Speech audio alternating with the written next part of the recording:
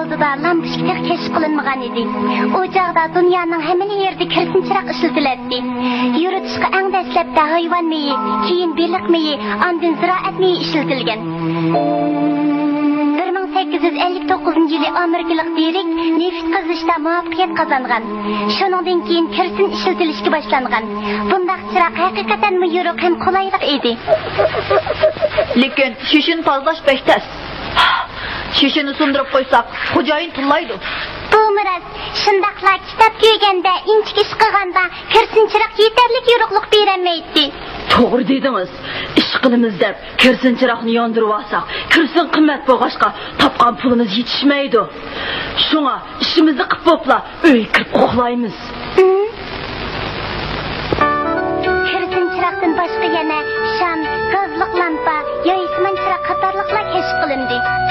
Chiroqlarning turi ko'p bo'lsa-mu, ularni faqat bir qism boy odamlarni ishlatalaydi.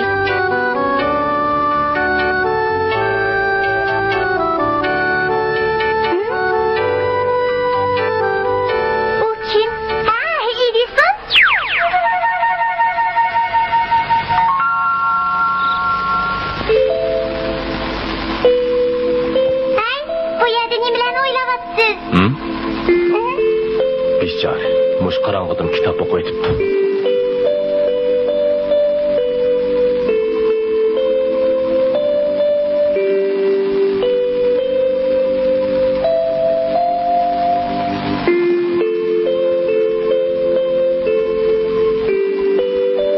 Voy bechora, uning yana birdan o'quvchisi bor edi.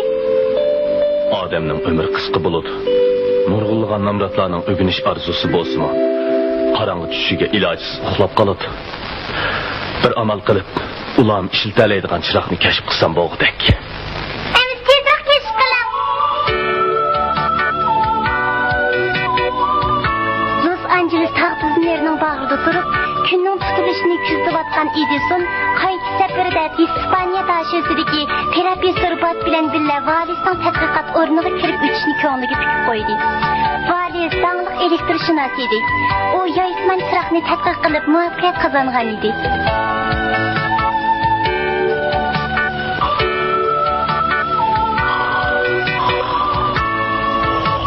Qaranglar, bularning yetishining tepchigini. Bo'pti, biz ularni qo'yib turib yoyisman chiroqning gapiga kelaylik. Bu kishi Angliyalik David bo'ladi. O yoyisman chiroqning kashfiyotchisi. 1808 keşf qilingan tunji yoyisman chiroq. Bu ayni vaqtda ishlatilgan batarya. Hajmi cho'ng. David ayni vaqtda 2000 dona batariyani chekib ishlatgan. Bataryaning ikki tarafiga oq oltin sim ulaymiz. Ondan tokni ulab asta ajirtimiz. Qarang, ushquni asli bo'ldi.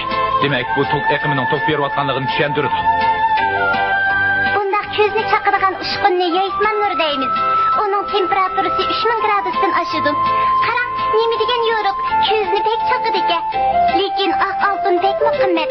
Keyin o turli tadqiqotlarni elib berib, uning o'rnida ko'mir tayoqchisini ishlatgili bo'lganligini uqdi. Hey David, oq oltinning o'rnida ishlatgili bo'lgan material topildi. Endi gap chiroqni qanday yasashni qoldi. Yoyisman chiroq oxir yasab chiqildi. Lekin ishlatiladigan material bek ko'p bo'lg'achqa ishlatish mumkin bo'lmadi. Keyin nurg'un odam yoyisman chiroqni tadqiq qildi. 1844-yili Parijdagi Birlik maydoniga yoyisman chiroq o'rnatildi. 1870-yilga kelganda yoyisman chiroqni umumiy yuzlik ishlatishga boshladi.